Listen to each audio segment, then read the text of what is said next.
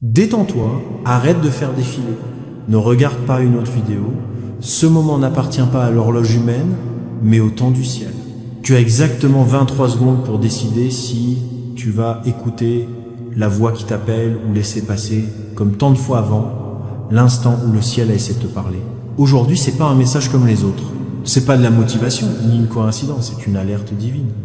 Dieu dit, 3 anges gardent ta bénédiction et l'un d'eux t'appelle en ce moment même. Imagine que tout l'univers se retient ton souffle un instant, comme si toute la création retenait la respiration attendant ta réponse. Parce que oui, même si le monde continue de faire du bruit, le ciel, lui, est braqué sur toi. Il y a une urgence là? Oh, pas une urgence pour punir, mais pour sauver. C'est comme si une main invisible frappait doucement mais avec insistance à la porte de ton âme en disant « Ouvre avant qu'il ne soit trop tard ». Chaque seconde qui passe maintenant ne se compte pas en minutes, mais en destin. Ces 23 secondes peuvent tout changer. Soit tu continues à te traîner ce poids de doute, de fatigue et de blocage, soit tu t'ouvres à ce qui a déjà été préparé pour toi bien avant ta naissance. Les 3 anges qui gardent ta bénédiction, celui de l'opportunité, celui de la sagesse et celui des connexions sont là, debout. Ils t'entourent en silence, tenant entre leurs mains ce pourquoi tu as prié, ce que tu as demandé en larmes et que tu n'as pas encore pu recevoir, parce que ton esprit n'a pas su rester assez calme pour l'entendre. Appelé. Et maintenant, l'un d'eux, l'ange de l'opportunité inattendue, est arrivé avant les autres. Sa voix n'est pas un grondement, c'est un murmure dans ta tête. Cette idée simple que tu as prise pour une coïncidence, cette personne qui est apparue de nulle part, cette petite porte que tu n'as pas voulu regarder, il t'appelle en ce moment même, pendant que ces mots défilent sur ton écran. Il n'est pas venu avec des ailes de feu, mais avec un signe déguisé en banal, et son horloge céleste tourne.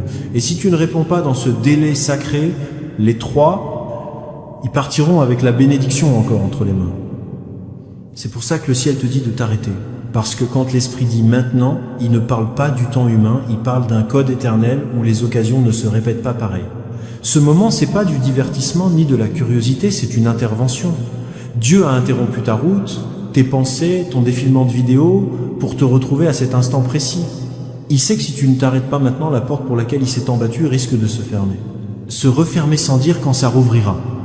Alors écoute pas avec les oreilles, mais avec le cœur. Ces 23 secondes, c'est un compte à rebours spirituel. Le ciel veille, l'horloge divine tourne, et l'ange qui t'appelle attend. C'est moi qui ai vu tes nuits blanches quand tu fixais le plafond en cherchant des réponses que le monde ne pouvait pas te donner. J'ai entendu tes soupirs, ceux que personne d'autre n'entend quand t'es à bout de force et que tu fais semblant d'aller bien. Moi, le Seigneur, je connais la fatigue cachée derrière ton sourire. J'ai compté tes essais, tes promesses en l'air, tes demain je recommence qui n'arrivaient jamais. Ne crois pas que t'es là par hasard, ni qu'un algorithme a calculé ton besoin. C'est moi qui ai tiré les ficelles invisibles pour que tes yeux et ton âme tombent sur ce mot. T'as cherché un signe, un truc qui te prouve que t'es pas seul, que ta lutte sert à quelque chose. T'as eu l'impression que tous tes efforts s'évaporaient, que tu bosses, tu te donnes à fond, tu pries et rien ne bouge. T'as déjà pensé que la vie t'avait zappé, que le ciel gardait ça pour lui silence pendant que tu cries dans le noir. Mais écoute-moi, le silence, c'était pas de l'abandon, c'était de la préparation. Quand tu pensais que rien se passait, moi je mettais tout en place pour ta renaissance intérieure. T'as pas tort de sentir qu'un truc invisible te bloque. Il y a une guerre que tes yeux normaux peuvent pas voir. Un combat entre la lumière de tes promesses et l'ombre de tes doutes. Tu te bats avec des armes humaines contre des forces spirituelles. Tu te reproches de pas avancer, de manquer de foi, mais c'était pas un manque de foi. C'était juste un manque de compréhension. Tu utilisais la logique du monde pour essayer de comprendre les codes du ciel. J'ai vu quand t'as regardé tes comptes et que le chiffre ne suffisait pas. J'ai vu quand t'as fait ton dernier effort et que malgré tout quelque chose a craqué. J'ai vu la frustration de voir les autres avancer alors que toi t'as l'impression de tourner en rond dans le désert. J'ai vu quand tu as dit « je n'en peux plus ». Dans ce souffle fatigué, le ciel a entendu une prière déguisée en abandon. Ce n'était pas de la faiblesse, c'était ton esprit qui appelait à l'aide. Et c'est pour ça que je t'envoie cette voix. Toi, je te parle aujourd'hui avec douceur, mais aussi avec autorité, parce que tu as cru que tout ce qui te manquait, c'était de l'argent, un boulot, de la chance, des portes ouvertes, alors qu'en vrai, ce qui te manquait, c'était une vision spirituelle. T'étais juste devant tes propres réponses. Mais tu les as ignorées parce qu'elles venaient dans des paquets modestes. C'était pas une punition, c'était un apprentissage, c'était pas un retard, c'était une construction. J'ai vu quand t'as refusé cette petite opportunité parce qu'elle te semblait trop petite. J'ai vu quand t'as dit c'est pas assez, sans te rendre compte que c'était justement ça, la graine de ce que tu demandais. J'étais là quand t'as fermé une porte que j'avais moi-même ouverte. Parce que ton orgueil t'a dit c'est pas pour moi et pourtant je t'ai jamais quitté. Chaque perte apparente était un acte de protection. Chaque retard, un réajustement divin. J'ai vu ton cœur perdu, ta tête remplie de questions que tu sais même pas poser. Pourquoi, Seigneur? Quand je te cherche, tout se complique. Et ma réponse, c'était le silence. Parce que si je t'avais répondu avant, tu n'aurais pas compris. Fallait d'abord que t'apprendre à écouter. C'est pour ça que je te parle comme ça aujourd'hui, directement à ton esprit, pour que tu saches que t'es pas fou, que t'as pas imaginé mon absence. Tes larmes n'ont pas été inutiles, c'était des codes d'accès. Chacune est tombée comme une graine dans ma terre. Et même si toi, tu voyais juste de la terre sèche en dessous, quelque chose poussait. Mais la croissance est lente pour celui qui mesure avec une montre humaine. Moi, je mesure avec un but. T'as cru que ta bataille était économique, émotionnelle ou même contre des gens, mais la vraie bataille, c'est autre chose. Ça a toujours été un combat entre ta foi et ta peur, entre ta vision et ton orgueil. Et aujourd'hui, alors que la fatigue te gagne presque, c'est moi qui parle. Je parle pour te rappeler que la douleur que tu ressens n'est pas la preuve que je suis loin, mais le signe que je suis plus proche que jamais. Ne cherche pas d'explication en surface. Chaque rejet, chaque perte, chaque porte fermée faisait partie de la carte cachée qui t'a amené ici. Ce que tu appelles un échec, c'était ma façon de te rediriger. Ce que tu appelles un retard, c'était le rythme exact dont ton esprit avait besoin. Mûri, t'as été taillé, pas détruit, t'as été mis à l'épreuve, pas laissé de côté. C'est pour ça que je te parle maintenant d'un ton qui laisse pas place aux distractions, parce que je sais que t'as peu de force, mais je sais aussi que c'est là que le miracle commence, quand le côté humain s'arrête et que le divin prend le relais. Tes yeux vont enfin voir ce que tes larmes ont semé. Mais avant de recevoir, faut que tu comprennes pourquoi t'as autant attendu. Alors, écoute-moi bien, écoute attentivement, parce que ce que tu t'apprêtes à piger peut changer ta façon de voir chaque chute et chaque retard. Il était une fois un pêcheur qui avait passé toute la nuit à lancer ses filets. La sueur coulait sur son front, ses mains le brûlaient et la mer semblait morte. Des heures d'effort, et pas un seul poisson. Dans sa tête, il avait déjà décidé d'abandonner. Peut-être que c'était pas son jour, il s'est dit demain sera un meilleur jour. Mais juste au moment où il s'apprêtait à ranger ses filets, une petite voix intérieure lui a dit « Lance-les encore une fois ». Ça n'avait aucun sens. Le soleil commençait déjà à pointer. Les autres pêcheurs rentraient à la rive. Son corps réclamait du repos. Mais quelque chose dans son esprit a reconnu cette voix.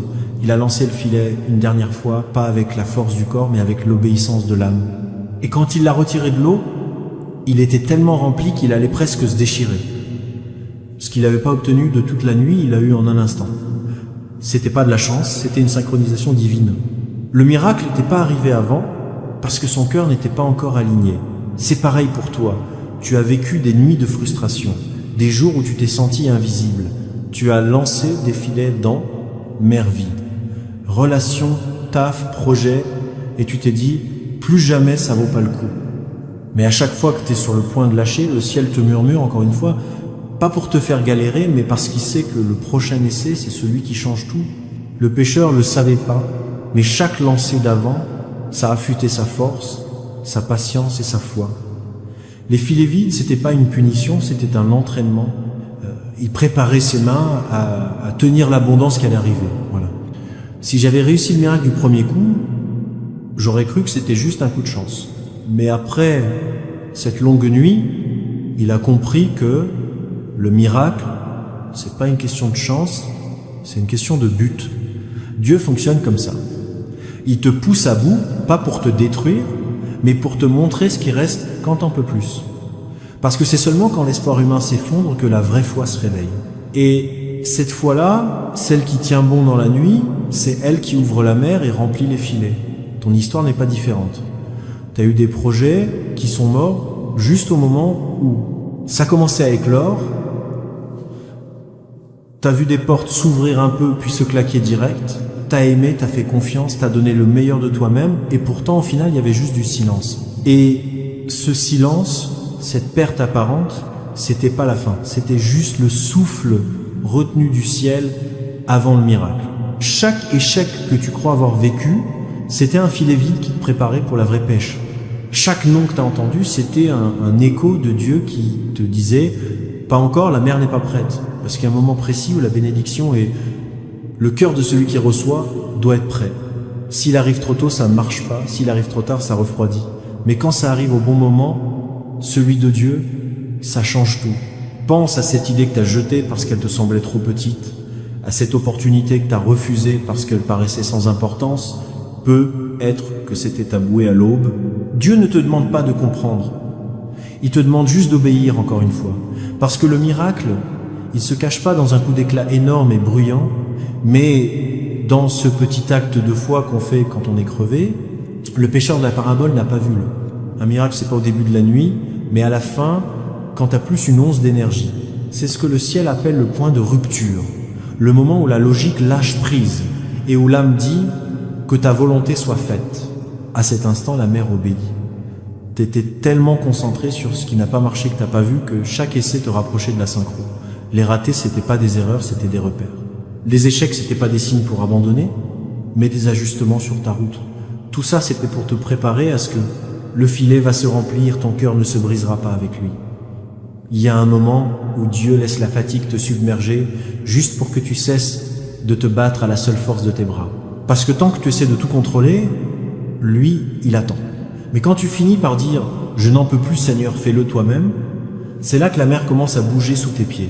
C'est pour ça qu'aujourd'hui, il te répète la même phrase qui a changé l'histoire du pécheur. Lance-le encore une fois. Mais cette fois, fais-le autrement. Pas avec du désespoir, mais avec de l'abandon. Pas autrement. Ne t'attends pas à des résultats immédiats, mais aie confiance que le ciel a déjà aligné les choses en ta faveur. Le miracle n'est jamais loin, il est juste derrière ta dernière tentative. La nuit la plus longue précède toujours l'aube, et juste au moment où tu penses que tout est fini, le ciel te murmure une fois de plus. Parce que le miracle, le vrai, arrive quand ta force humaine s'épuise et que ton obéissance spirituelle commence. Et ce moment-là, cette frontière entre l'abandon et la foi, c'est là que tout change. Écoute bien, parce que ce que tu vas entendre n'est pas une métaphore, c'est une révélation. Dieu a envoyé 3 anges pour garder ta bénédiction. 3 messagers qui tiennent entre leurs mains ce que tu as demandé. Une réponse, une direction et de l'abondance. Ce ne sont pas des figures symboliques, ce sont des forces actives qui bougent en ce moment même autour de toi. Ils sont avec toi depuis un moment, attendant une seule chose, ton discernement, ta volonté de les reconnaître et de répondre. Le premier, c'est l'ange de l'opportunité inattendue. Il n'arrive pas avec des trompettes ni des ailes enflammées, il vient déguisé en quotidien. Ça peut être une idée qui te vient comme ça, sans prévenir, une pensée toute simple qui semble trop petite pour venir du ciel. Ça peut être cette personne qui parle d'un projet, d'une collaboration, une porte qui paraît anodine. Cet ange est spécialiste des débuts modestes. Son langage, c'est l'intuition. Si tu l'ignores, le miracle passe à côté. Mais si tu l'écoutes, il ouvre un chemin qu'aucun effort humain ne pourrait forcer. C'est lui qui t'appelle en ce moment même. Le deuxième, c'est l'ange de la sagesse. Il n'apporte pas d'argent, ça apporte quelque chose d'infiniment plus précieux, la capacité de le garder, de le multiplier, de l'utiliser avec un but. Cet ange ne parle pas avec des mots, mais par une clarté soudaine. C'est ce moment où, sans raison logique, tu sais quelle décision prendre, quelle dépense éviter, quelle étape franchir. C'est cette voix qui t'a doucement averti, n'investis pas là, ne signe pas ça, mets de côté ce mois-ci. Souvent, t'as pris sa prudence pour de la peur, mais c'était de la protection. Chaque fois que t'as ignoré cette voix, le manque est venu frapper à ta porte. Chaque fois que tu l'as écouté, tu as ressenti la paix, même si tu piges pas pourquoi. Le troisième, c'est l'ange des connexions divines. C'est l'architecte invisible de ton destin, le tisseur de rencontres sacrées. C'est lui qui fait battre les cœurs, qui met ton nom dans la tête des bonnes personnes et qui écarte de ta route les alliances qui auraient détruit ton but. Quand quelqu'un croise ta route par hasard et finit par jouer un rôle clé dans ton histoire, c'est lui. Quand un pote s'éloigne sans raison, c'est aussi lui. qui te protège de liens qui t'auraient juste pompé ton énergie. Cet ange, il bosse dans l'ombre. Dans le domaine des relations, chacune de leurs interventions vise une chose: te placer exactement là où ta bénédiction doit se manifester. Ces trois-là ne bossent pas chacun de leur côté, ils bougent comme une trinité avec un même but. Le premier ouvre la porte, le deuxième t'apprend à avancer à l'intérieur, et le troisième te met en lien avec ceux qui garderont l'espace du miracle. Opportunité, sagesse et connexion. Trois clés qui, quand elles s'activent ensemble, libèrent la bénédiction que le ciel a préparée. Si l'une manque, la porte ne s'ouvre pas complètement, et même s'ils ont été actifs autour de toi, tu les as souvent pris pour de simples coïncidences. Tu as dit, c'était de la chance, de l'intuition, un bon contact. Mais derrière ces mots, il y avait leur présence.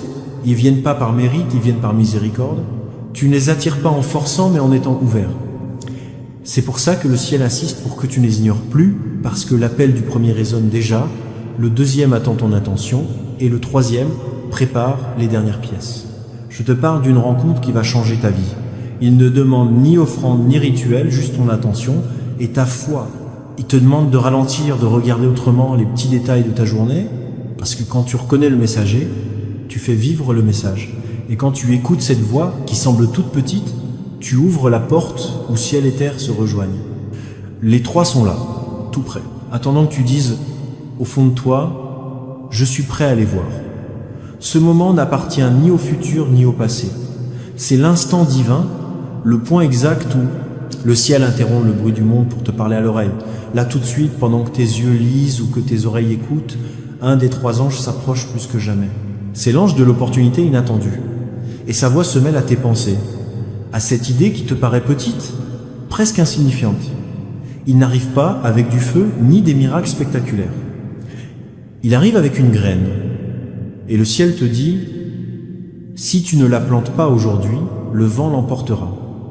Cet ange frappe à ta porte avec urgence. Il ne vient pas par curiosité, mais parce que c'est une mission. Tu as une tâche à accomplir dans un laps de temps spirituel, un délai que les hommes appellent des minutes, mais pour le ciel, c'est une fenêtre qui s'ouvre et se referme en un éclair. Alors aujourd'hui, tu n'as pas le droit de dire demain, parce que demain, pour toi, ça pourrait être déjà trop tard pour le royaume. Écoute sa voix dans les signes. Cherche pas dans le spectaculaire. Cherche dans le subtil. Un appel inattendu, une conversation banale qui te fait réfléchir, une idée qui te traverse l'esprit, cette petite voix qui te lâche pas, ce pressentiment soudain que tu as besoin de bouger un truc dans ta vie, c'est comme une coïncidence qui vient chambouler ta routine. Le ciel te demande pas de tout changer d'un coup, juste de capter l'appel du premier de tes trois gardiens. C'est l'ange qui lance la chaîne céleste. Si tu lui réponds, ça déclenche les deux autres. Mais si tu l'ignores, tout s'arrête et la bénédiction reste bloquée, comme une rivière qui attend qu'on lui dise de couler. Pense à toutes les fois où un truc en toi, il t'a poussé à faire ce pas, à écrire ce message, à postuler quelque part, à accepter une invitation, à tenter ta chance avec une nouvelle idée, et tu ne l'as pas fait à cause de la peur, de la logique ou pour ne pas passer pour un fou. C'est lui qui te parlait à ce moment-là. Le ciel ne te reproche pas tes choix passés, mais aujourd'hui il t'offre une dernière chance de répondre. Cet appel n'arrive pas par hasard. Si tu entends ces mots, c'est que tu es programmé pour être en phase avec cette heure spirituelle. Dieu a bougé les circonstances, les temps et les chemins pour ça. Que tu sois là n'est pas un hasard. Parce qu'il sait qu'en toi, il y a une graine de but qui est déjà mûre. Et là, l'ange de l'opportunité doit te filer le mode d'emploi pour qu'elle pousse. Il y a des trucs que le ciel ne révèle qu'en bougeant, pas en attendant le signe parfait, mais en obéissant à celui que tu as déjà reçu. C'est pour ça que cet ange ne crie pas, il chuchote, il impose pas, il invite. Sa voix a la douceur du début et l'urgence de la fin. Si tu la reconnais, tout va commencer à changer. Dans les heures qui viennent, le ciel va te filer trois signes. Cet ange est en train d'agir. D'abord, une idée que tu pensais oublier va te revenir en force et avec une clarté incroyable, comme si quelqu'un la soufflait directement dans ta tête. Ensuite, une personne que tu n'as pas vue depuis longtemps va te contacter, ou tu entendras son nom sans raison apparente, ce sera la clé d'un nouveau chemin. Enfin, une petite porte va s'ouvrir, une offre, une collaboration, un message, un mail, et ton esprit voudra l'écarter parce que ça te semblera trop anodin. Ne fais pas ça. Cette porte, C'est une graine déguisée en banalité. Si tu fais gaffe à l'une d'elles, signe, tu répondras à l'appel. Mais si tu choisis de les ignorer, le ciel prendra ton silence pour un renoncement temporaire et les 3 anges retourneront à leur poste en attendant un autre cycle. Pas parce que Dieu punit, mais parce que son ordre fonctionne par synchronie. Les bénédictions ne se forcent pas, elles se déclenchent quand le cœur obéit. L'appel de l'ange ne demande pas un sacrifice impossible, il demande une décision immédiate, une pause profonde, un oui qui vient de l'âme. Chaque fois que tu repousses ce oui, les eaux s'arrêtent. Chaque fois que tu le dis et la mer obéit. C'est le moment d'écouter avec l'esprit, pas avec la tête. La tête va te dire, ça n'a pas de sens. Mais l'esprit, lui, captera la vibration du divin. Cette vibration, c'est celle que tu ressens dans ta poitrine en ce moment. Ce mélange de calme et de feu. Ne l'ignore pas. C'est le signe le plus pur que l'ange de l'opportunité est là, juste devant toi, tendant la main. Il vient pas avec des promesses en l'air, mais avec des tâches simples qui vont transformer ta réalité, un appel à passer, un truc à faire. L'idée d'écrire un petit pas qui pourrait ouvrir tout un univers. Le ciel mesure la foi par les actes, pas par les paroles. Et cet ange a été envoyé justement pour t'apprendre ça, que les miracles commencent par des gestes si petits que le monde ne les remarque même pas. Mais dans le royaume, chaque petit oui devient une porte que les hommes ne peuvent pas fermer. C'est pour ça que pendant que l'horloge terrestre continue de tourner, celle du ciel suit un rythme différent. Dans son cadran invisible, les secondes pèsent comme des destins, et chacune d'elles il murmure la même chose. Écoute bien maintenant, parce que cet appel ne reviendra pas avec le même ton ni la même intensité. L'ange de l'opportunité t'attend là, juste à la porte. Parfois, le ciel arrête de chuchoter et se met à parler comme un ordre. C'est un de ces moments-là. C'est pas une menace, c'est une urgence divine. Dieu dit, aujourd'hui, c'est la fin du silence. Les 3 anges qui portent ta bénédiction sont devant toi, tenant entre leurs mains ce qui t'appartient. L'idée qui va t'ouvrir des portes. La sagesse qui t'évitera de faire des erreurs. La connexion qui va changer ton destin. Mais si tu réponds pas à l'appel maintenant, ils devront partir. Pas parce qu'ils veulent, mais parce que le ciel peut pas maintenir un ordre indéfiniment quand le cœur humain refuse d'agir. Le royaume a ses moments sacrés, des fenêtres qui s'ouvrent par pitié et se ferment par justice. Et toi, t'es en plein dedans. Si tu choisis de rester figé, cette chance sera donnée à quelqu'un d'autre. Le courant qui venait vers toi va se détourner vers un autre cœur près. C'est pas une punition, c'est une loi spirituelle. La bénédiction reste pas là où ça bouge pas. Le ciel attend pas éternellement que tu obéisses. Il attend le moment précis où ton esprit et son but se rencontrent. Si tu le captes pas, l'alignement se casse et les messagers retournent au trône, ramenant ce qu'ils étaient venus apporter. Tu perds pas ta promesse, mais tu perds son timing. Et le temps, c'est la monnaie la plus précieuse de l'esprit. Là, tout de suite, pendant que tu lis ces mots, le premier ange, celui de l'occasion qui débarque à l'improviste, te fixe droit dans les yeux. Elle attend un signe, une action, un oui. Mais si tu hésites trop longtemps, elle devra partir. Tu ne la verras pas s'en aller, mais tu la sentiras. Les idées ne viendront plus. La motivation refroidira. Les rencontres qui semblaient tomber par hasard s'arrêteront. Ce ne sera pas une malédiction, juste une pause. Une pause qui peut durer des jours, des mois, voire des années.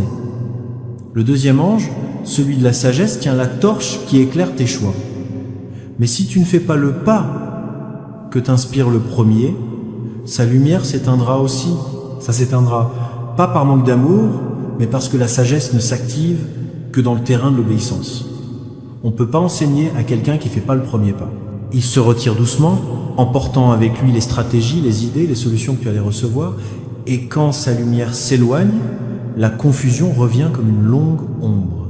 Le troisième, celui des connexions divines, a ton nom gravé dans l'esprit de personnes que tu ne connais pas encore. Il a déjà commencé à tirer les ficelles, à réveiller des cœurs, à placer. Les pièces sont en place. Mais si l'appel reste sans réponse, on te demande d'arrêter tout mouvement. Ceux qui allaient te rappeler se déconcentrent.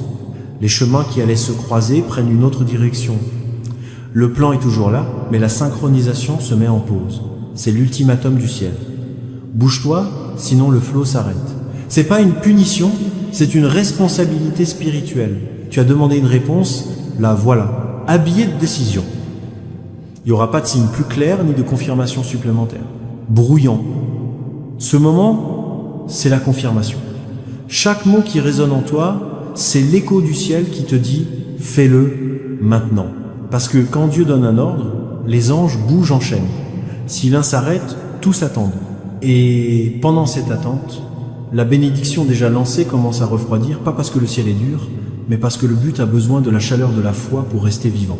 C'est pour ça que ce moment compte. Il se mesure pas en minutes, mais en destin. Là, t'es pas en train d'entendre un conseil, t'es en train de recevoir un décret. Si tu bouges pas, les 3 messagers se tairont à nouveau. Si tu agis, le ciel continuera l'œuvre qu'il a commencée. Les anges ne demandent pas la perfection, ils demandent du mouvement. Et le ciel observe. Parce que toute bénédiction a une date de péremption spirituelle, pas une punition, mais une synchronisation. La porte qui est ouverte aujourd'hui, demain peut n'être plus qu'un souvenir. Et cette heure qui semble banale est en fait la frontière invisible entre la grâce qui coule et l'opportunité qui s'en va. Ferme les yeux un instant et ressens ce qui se passe autour de toi. Tu n'es pas en train d'imaginer des trucs. L'ambiance change quand la parole divine entre dans l'esprit. Il y a un truc qui bouge, invisible mais bien réel. Le ciel ne te parle pas juste pour te réconforter, mais pour agir à l'intérieur de toi. Là, maintenant, pendant que ton esprit essaye de piger, ton âme est en train de se débloquer, s'enclaire. Il devient plus léger, comme si une pression invisible se levait de tes épaules. Cette oppression que tu traînes depuis si longtemps, ce mélange d'anxiété, de fatigue, la confusion commence à se dissiper. Ce n'est pas ta faute, c'est le poids du retard spirituel qui s'efface. Ce qui semblait avant être un mur impossible à grimper commence à se fissurer de l'intérieur. Il y a une épée invisible qui bouge au-dessus de toi, l'épée de l'archange Michel. Tu ne la vois pas, mais tu la sens. Elle coupe les cordes invisibles qui te retenaient dans le doute, les nœuds qui te faisaient tourner en rond. Chaque pensée qui disait « je peux pas, je suis pas assez, ça va pas marcher » est en train d'être désactivée. Ce filet de négativité que l'ennemi avait tissé autour de tes idées est en train de se déchirer. Tu sens comme un voile qui tombe de tes yeux intérieurs. Pendant des années, tu as marché entre la foi et l'aveuglement. Tu croyais avec ta tête, mais ta vision était brouillée par des déceptions passées. À chaque fois que quelque chose foirait, une nouvelle couche venait couvrir tes yeux. Mais maintenant, ces écailles tombent. Une clarté nouvelle envahit ton esprit. Une lumière douce mais constante. Elle ne vient pas de l'extérieur, elle vient de l'intérieur. C'est la révélation qui prend forme. Écoute avec ton esprit, y a un son dans l'air, comme des chaînes qui se brisent au loin. C'est pas un bruit physique, c'est une vibration spirituelle.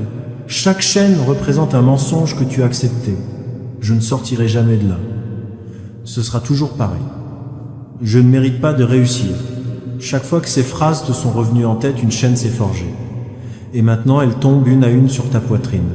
Une chaleur commence à se répandre. Ce n'est pas de l'angoisse, c'est de la présence. C'est le doux feu de l'Esprit Saint qui nettoie les restes de la peur, là où elle habitait avant. L'inquiétude, là, elle commence à laisser place à une paix inexplicable. C'est comme si une rivière invisible coulait de ton cœur jusqu'à tout ton corps, emportant avec elle la tension accumulée pendant des années. Cette rivière ne vient pas de toi, elle vient du ciel qui enfin trouve un espace pour circuler en toi. Le ciel ne veut pas seulement que tu crois, il veut que tu ressentes, parce que le corps garde aussi en mémoire la pénurie, le rejet, l'échec. Tes muscles se souviennent de l'angoisse. Ta respiration retient les soupirs que tu n'as jamais lâchés. Voilà pourquoi en ce moment l'esprit touche ton corps physique, libérant tes mains qui s'étaient refermées.